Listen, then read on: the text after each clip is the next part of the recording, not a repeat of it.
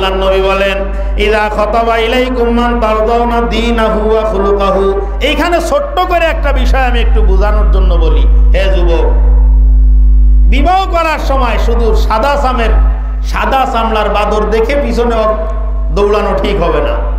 শুধু চামড়া ফর্সা সাদা এইটা কিন্তু বিবাহের মৌলিক বিষয় না। হাদিস শরীফের মধ্যে রাসূল আকরাম সাল্লাল্লাহু আলাইহি সাল্লাম মানদণ্ড দিয়ে দিয়েছেন, তুনকাহুল মারওয়াতু লিআরবাঈন। মহিলাদেরকে বিবাহ করা হয় চারটা কারণে তাদেরকে বিবাহ করে।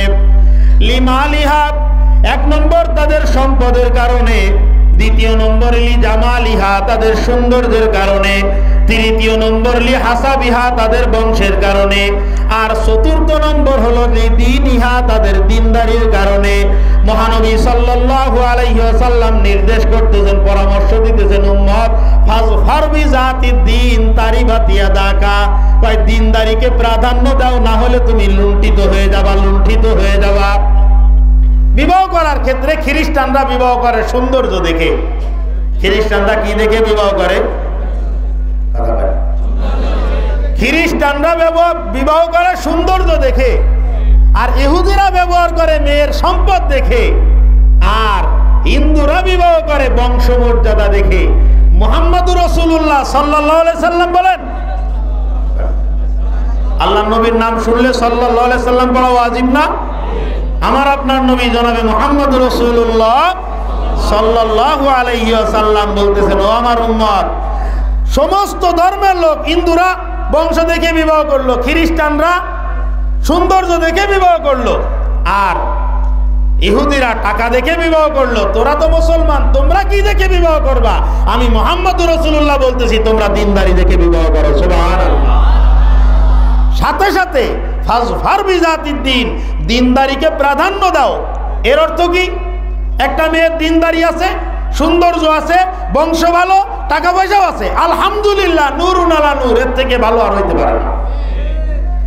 একটা মেয়ের দিনদারি আছে, সৌন্দর্য আছে, আর বাকি দুইটা নাই, তবু আলহামদুলিল্লাহ, দিনদারি আছে, পয়সা কড়ি আছে, সৌন্দর্য নাই, দিনদারি আছে, বিবাহ করো। কিন্তু দিনদারি নাই, সৌন্দর্য আছে, বংশ ভালো, টাকা পয়সা আছে, বিবাহ করা কথা বলেন যাবে? আল্লাহ নবীর পরামর্শ মোতাবেক হবে না। যদি করে ফেলো, মুহাম্মদুর রাসূলুল্লাহ ভবিষ্যৎবাণী করেছেন, তারিবাত ইয়াদাকা, তোর হাত ধুলি ধূসরিত হয়ে যাবে, তুই কিন্তু ধ্বংস হয়ে যাবি। বর্তমান রেজাল্ট আমাদের আশপাশে বিভিন্ন দিকে তাকান। মহিলা যদি দিনদার না হয়, আগামীকাল ইনশাল্লাহ মা বোনদের দিনদারির উপরে আলোচনা হবে, আপনারা শুনবেন ইনশাল্লাহ। জামিয়ার স্বনামধন্য শাইখুল হাদিস প্রধান মুফতি সাহেব হুজুর আলোচনা করবেন, আপনারা শুনবেন। এখন আসেন, এই যে বিবাহের ক্ষেত্রে, বিবাহ বলতেছিলাম, তাহলে বিবাহের প্রয়োজনীয়তা আছে কি আছে না? আমাদের সমাজ, আল্লাহ, আমি চিন্তা করি, দেশের আইন কানুন বানায় এই লোকটার মাথার মধ্যে, মগজের মধ্যে মানে অসুবিধা আছে এটা বলা যায় না, কিন্তু কিছু একটা সমস্যা আছে। যারা আইন কানুন বানায়, বুদ্ধিজীবী, সব বুদ্ধির ডেহি আর একটা বুদ্ধির গটি, এইগুলোরে যদি আমি বলি যে মাথায় সমস্যা আছে, তাহলে এটা আমার অন্যায় হয়। কিন্তু কিছু একটা আছে। স্কুল, কলেজ, প্রাইমারি, প্রাথমিক এবং মাধ্যমিক, উচ্চ মাধ্যমিক, প্রাইমারির থেকে সমস্যা শুরু হয়। মাধ্যমিকে, উচ্চ মাধ্যমিকে একটা মেয়ে অবাধে প্রেমিকের সঙ্গে সে পার্কে, বাজারে, যেখানে সেখানে ফুচকার দোকানে ঘোরাফেরা করতে পারবে, এদেরকে পুলিশ কিছু বলবে না। 18 বছরের আগে মেয়েকে বিবাহ দিলে বাড়ি পুলিশ চলে আসে। আমি চিন্তা করি জিনিসটা, যদি 18 বছরের আগে মেয়েকে বিবাহ দেওয়া না যায়, তাহলে আরো একটা আইন হওয়া দরকার, 18 বছরের আগে মেয়ে প্রেমও করা যাবে না। প্রেম করবে, তার মানে অবৈধ কাজে রাষ্ট্রের সম্মতি থাকবে, আর বৈধ কাজে রাষ্ট্র বাধা হয়ে দাঁড়াবে। এটা আসলে কোনো সুস্থ পরিবেশ হইতে পারে না। এই জন্য এখানে একটু চেঞ্জ করা দরকার, এখানে একটু সতর্ক থাকা দরকার। হ্যাঁ, 18-র আগে বিয়ে হবে না ঠিক, কিন্তু 18-র আগে এই ছেলে এবং মেয়ে একসাথে চলাফেরা করা, এটার জন্য আইন থাকতে হবে যে কোনো জায়গায় এরা যেন একত্রিত হইতে না পারে। বাদানে কভার ছাড়া দুইটা তার যদি একত্রিত হয়, বিদ্যুৎবাহী দুইটা তার যদি একত্রিত হয়, যতটুকু দুর্ঘটনা ঘটার সুযোগ তার থেকে কয়েক লক্ষ কোটি গুণ বেশি একটা নারী পুরুষ যদি অবাধে সর্ব অবস্থায় যদি চলাফেরা করার সুযোগ পায়, এর থেকে আরো ক্ষতির পরিধি বেশি না কম? কথা বলেন, বেশি না কম? এরকম নোংরা সমাজ আমরা আদৌ চাই না, নোংরা সমাজ আমরা চাই না। আলহামদুলিল্লাহ আমরা সুরুচির অধিকারী, সুস্থ রুচির অধিকারী, সুতরাং আইন কানুন সবকিছুই হইতে হবে সুস্থ রুচি অনুযায়ী। আসেন, বিবাহ না করা, অনেক বড় বয়স হয়ে গেছে এখনো পর্যন্ত বিবাহ করে না কেন? আমি এখন অ্যাচেপ্ট করতে পারিনি, উনি অ্যাচেপ্ট করতে পারে নাই, মানে এখনো টাকা পয়সার মালিক হয় নাই, এস্টাবলিশড হয় নাই, এই জন্য সে বিবাহ করতেছে না। আমি জিজ্ঞাসা করি, এই লোকটা পয়সা কড়ির মালিক, এর শারীরিক যে প্রয়োজন, সেই প্রয়োজন পূরণে সে যে কোনো পন্থায় অবৈধ রাস্তা গ্রহণ করবে? কথা বলেন, করবে? আর বাবা হিসাবে, মা হিসাবে আপনি এবং আপনারা এর মধ্যে সমান অংশীদারিত্ব আপনাদের থেকে যাবে। এই জন্য কোন অবস্থাতে এই সুযোগ দেওয়া যাবে না। আল্লাহ বলতেছে বিবাহ করায় দাও, অটোমেটিক আল্লাহ পাকের রহমতে প্রশস্ততা এসে যাবে। সুবহানাল্লাহ। ওয়া ইয়াসাউ মিন ফাদলিহি, আল্লাহ তাআলা প্রশস্ততা দান করে দিবেন। ছেলে এখন বিবাহ দেব, কি খাবে, কি করবে না করবে? একটা পুরুষ ছেলে চারটা হাত পাও যদি সুস্থ থাকে তা আলহামদুলিল্লাহ ওটা অনেক বড় একটা সম্পদ। কি বলেন? এর মানে আবার কি বসে বসে এরকম তাফসীর করতেছেন কেউ যে তাহলে হুজুর 10-11 বছরের যে ছেলে পেলে আছে, 12-14 বছরের ছেলে পেলে আছে, এখনো 15-16 বছরের ছেলে পেলে আছে, পড়াশোনা করতেছে, ওদেরকে বিয়ে করায় দেবো? আমি কিন্তু এই কথা বলতেছি নাকি? কথা হিসাব করে বুঝে নিবেন, খুব ভালো করে বুঝতে গিয়ে কথা নষ্ট করা যাবে না। এরকমটা না, ছেলে পড়াশোনা করে, 1 বছর 1.5 বছর বাকি আছে, এই জন্যই বলা হয়েছে ছেলেকে আগের থেকে দিনদারি শিক্ষা দাও। আলহামদুলিল্লাহ ওই ছেলে কখনো কি হবে না, বিপদগামী হবে না।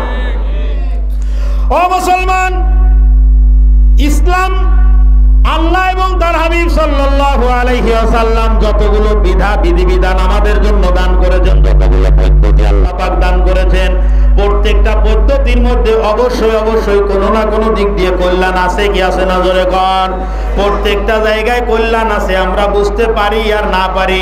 ইসলামের মধ্যে একাধিক বিবাহ করার অনুমোদন করা হয়েছে, একাধিক বিবাহ করার জন্য উদ্বুদ্ধ করা হয়েছে, আবার বিধবা মহিলাদেরকে বিবাহ করার জন্য উদ্বুদ্ধ করা হয়েছে। আপনার ডানি বামে একটু তাকান, আমাদের আশেপাশে যেই সমস্ত হিন্দুরা আছে, একটা সময় তাদের মধ্যে এই কানুন ছিল, এই সময় একটা কানুন ছিল, আইন ছিল, বিধবা মহিলাদেরকে অপয়া মনে করা হতো, তাদেরকে আর কেউ বিবাহ করতো না। কথা কন। এখন বলেন, এই যে বিধবা মহিলা স্বামীটা মারা গেল, আপনি আইন করে দিলেন যে এর আর কেউ বিবাহ করতে পারবে না, এ হলো মনহুস, এ হলো অপয়া, এ হলো লক্ষ্মী ছাড়া। এই লক্ষ্মী ছাড়া মহিলারা আর বিবাহ করবে না। তার লক্ষ্মী ছাড়া মহিলারা যদি বিবাহ না করেন, তাহলে এই মহিলা বিপদগামী হবে কি হবে না? এই মহিলা বিপদগামী হবে। হযরত থানবী রাহমাতুল্লাহ আলাইহি লিখেছেন, একটা অবিবাহিতা মহিলার ব্যাপারে যতটা সতর্ক থাকতে হয়, তার থেকে কয়েক গুণ বেশি বিবাহিতা মহিলার ব্যাপারে সতর্ক থাকতে হবে। কেন? কি দেখি এদিকে যাওয়ার মতো সময় নেই, খুব খেয়াল করেন। তাহলে এই জায়গায় তার অধিকারটা রক্ষা হলো না। ইসলাম এই জায়গায় তার অধিকার দিছে কি, স্বামী যতবারই মারা যাক না কেন ততবারই ওই মহিলাকে বিবাহ করা যাবে, এবং বিবাহ করার রেওয়াজ আছে, এবং এটা বিবাহ করা অনেক বড় একটা সওয়াবের কাজ। এরপরে আসেন, এদের মধ্যে মুসলমান ইসলাম ছাড়া, এর আগে একটা কথা বলে নিই, ইসলামের মধ্যে বৈরাগ্যের কোনো অনুমতি নেই। বৈরাগী চেনেন? বৈরাগী কিভাবে বলে? সন্ন্যাসী, সন্ন্যাস মানে এটা বুঝেছেন? আচ্ছা, দরকার নেই, বিবাহ শাদী করবো না, কিচ্ছু করবো না, জঙ্গলে যাই শুধু আল্লাহর ইবাদত করবো, এইটা কি বুঝেছেন? আপনারা কি অসন্তুষ্ট আছেন? বিবাহ করবো না, যা বিবাহ শাদী করে কোনো লাভ নাই, আমি জঙ্গলে গিয়ে শুধুমাত্র আল্লাহরে পাওয়ার জন্য ইবাদত বন্দেগী করব, আল্লাহরে পাওয়ার জন্য ইবাদত বন্দেগী করব। শয়তানের অ্যাসোসিয়েশনের মহাসচিব যেটা, সেইটা লেগেছে এর গাড়ে, অরিজিনাল শয়তানের গ্রুপের লিডার যেটা, সেই লিডার লেগেছে এর গাড়ে। এটা শয়তানের মর্মান্তিক একটা নুরানি ধোঁকা। কি করবা? আল্লাহ বানাইছে, আল্লাহর জন্য নিজেকে উৎসর্গ করে দাও, দ্বীনের জন্য উৎসর্গ করে দাও। কিসের বিবাহ শাদী? চল সুন্দরবনে চলে যাই, যে ওই জায়গায় বসে বসে ইবাদত বন্দেগী করবো, ফলমূল যা পাই তাই খাই, আল্লাহ আল্লাহ করি, সংসারের ঝামেলার মধ্যে জড়াবো না। এটা হলো দুনিয়ার মধ্যে শয়তানি করার সর্বোত্তম একটা ফর্মুলা। ইসলাম বৈরাগ্যকে সাপোর্ট করে না। ভালো করে লক্ষ্য করেন, শুরুতে কথা শুরু করলাম কি দিয়ে? ইসলাম একটা ভারসাম্যপূর্ণ ধর্ম। কি মনে নেই কথা? ইসলাম ভারসাম্যপূর্ণ ধর্ম। এতে কারো অধিকার ক্ষুণ্ণ হবে, কারো অধিকার সে বেশি পাবে, এরকম কোনো সুযোগ নাই। সবাই সমানে তার অধিকার পাবে। ও মুসলমান, মক্কা থেকে হিজরত করে সাহাবায়ে কেরাম যখন মদিনায় চলে গেছেন রিক্ত হস্ত, কারো কাছে কোনো পয়সা কড়ি নাই, কোনো কিছু নাই। আল্লাহর নবী একজন মুহাজির আর একজন আনসারের মধ্যে ভ্রাতৃত্ব বন্ধন কায়েম করে দিয়েছেন। এটা হলো তোমার ভাই, তুমি একজনকে নিয়ে যাও, একজন আনসার এবং একজন মুহাজির। কথা বুঝতেছেন আমার? একজন আনসার এবং একজন মুহাজির। হযরতে সালমান ফারসি রাদিয়াল্লাহু তাআলা আনহু তিনি ছিলেন মুহাজির, হযরতে আবু দারদা রাদিয়াল্লাহু তাআলা আনহু তিনি ছিলেন আনসার। এই দুইজন সাহাবীকে আল্লাহর নবী ভ্রাতৃত্ব বন্ধনে আবদ্ধ করে দিয়েছেন। আবু দারদা, সালমান ফারসি তোমার ভাই, এর দেখভাল তুমি করবা। সালমান ফারসিকে আবু দারদা বাড়িতে নিয়ে গেছেন। বাড়িতে নিয়ে যাওয়ার পরে এবার হযরতে আবু দারদা রাদিয়াল্লাহু তাআলা আনহুর স্ত্রী উম্মু দারদা রাদিয়াল্লাহু তাআলা আনহার দেখতেছেন জীর্ণ শীর্ণ কাপড় চোপড়, চুলে তেল দেওয়া না, উস্কো খুস্কো। নিশ্চয়ই এই ঘটনাটা পর্দার আয়াত নাযিল হওয়ার আগে, কারণ পর্দার আয়াত নাযিল হয়েছে ৫ম হিজরিতে। আর আমি আপনাকে বলতেছি কোন সময়ের কথা? হিজরত করে যখন মক্কা থেকে মদিনায় গেছে, তাহলে পর্দার আয়াত নাযিল হওয়ার আগে না? এবার এখান থেকে ওয়াজ শুনে যে চার দোকানে ফতুয়া দেবেন যে খাইজাড়া মাদ্রাসা তালিমি জলে শুনেছি সালমান ফারসি আবু দারদার স্ত্রীর সঙ্গে সাক্ষাৎ করেছে, তাই তো সমস্যা কি? খবরদার খবরদার। ওইটা ছিল পর্দার আয়াত নাযিল হয়েছে ৫ম হিজরিতে, হিজরির ৫ম বছরে। আর এই ঘটনা যেটা বলতেছি এটা হলো হিজরির ১ম বছর। তাহলে পর্দার আয়াত নাযিল হওয়ার আগে তো পর্দা ফরজ ছিল না। আসেন, ওই অবস্থা দেখে সালমান ফারসি জিজ্ঞাসা করতেছেন আপনার এই অবস্থা কেন? কি বলবো সালমান ভাই, আপনার ভাই যে আবু দারদা, উনার দুনিয়াদারি কোনো কিছু লাগে না, স্ত্রী পুত্র লাগে না, কোনো কিছু লাগে না। উনি উনার মতো, উনি আমার দ্বারে কাছে আসে না, খেয়ালও করে না, কোনো কিছু না, উনি শুধু ইবাদত বন্দেগী করে।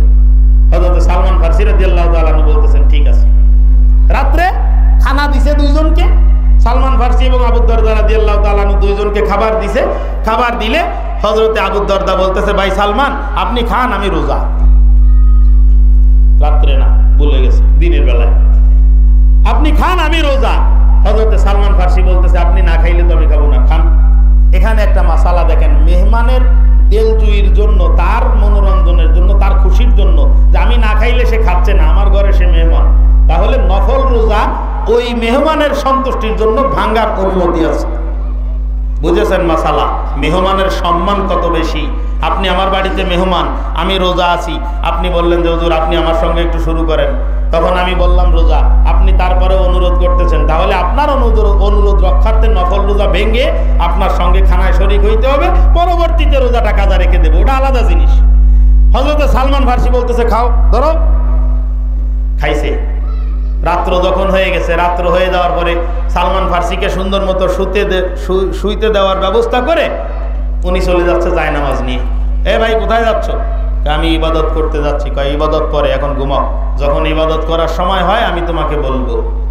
কিছুক্ষণ পরে যারা ইবাদত করে, আমাদের তো এরকম কোনো গরজ নাই, আমরা এ সমস্তগুলো বুঝবো না। যদি এরকমের হয় যে সকালবেলায় গেলে ওই বুলাকে পানি দিতে দেওয়া লাগবে, মেশিন যাবে ফজরের আগে, এরকম যদি একটা কোনো কথাবার্তা রাত্র থেকে থাকে, তাহলে রাত্রে স্ত্রীকে ৩-৪ বার করে বলবে যে আমারে ভোর রাত্রে জাগাই দিস, আবার ৩-৪ বার করে, মানে ঘন্টায় ঘন্টায় উঠবে, আর কত বাজে কত বাজে। এরকম একটা তলব সৃষ্টি হয় না আমাদের? আমরা যেটা নিয়ে ফিকির করি আমাদের তলব সেইটা, আর তারা যেটা নিয়ে ফিকির করতেন তাদের তলব সেইটা। তাহাজ্জুদের সময় মনে হয় চলে যাচ্ছে চলে যাচ্ছে। আবার হযরত আবু দারদা রাদিয়াল্লাহু তাআলা আনহু উঠেছেন, সালমান ফারসি বলতেছে দেরি করো।